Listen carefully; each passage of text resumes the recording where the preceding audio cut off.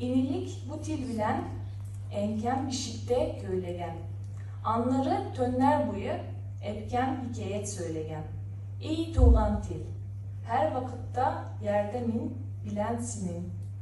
Hiçgeneden anlaşılgan şaplığım, kaygım minim. İyi tuğlan til, sinde bulgan, in ilik kılgan doğam. Yarlıkalım, dip üzüm, hem etkem, enkemli kodam.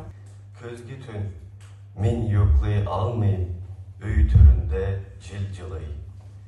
Cilcilamayı, aç ölümün korkusundan ilcilayı. İn süyüklü işçi evladım, bu yıl aç kaldı dip. İzgi şefkatli anamız, merhabetli circilayı. Huysa bunda kurtkanlar tüşken altın bilen, bir tilim ekmek tip, anda nazlı, itniçke bilciliği.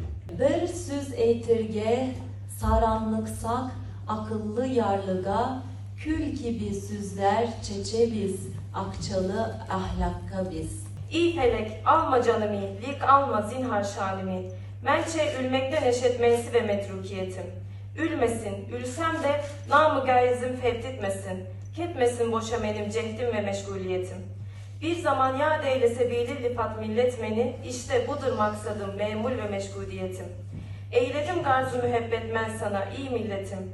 Duz kürisin sen beni de var buna emniyetim. Baskaş, süyergen üy türünde bar idi, gayet da zor baskış. Kırıtap basması var, bik ağır, hem de uzun baskış.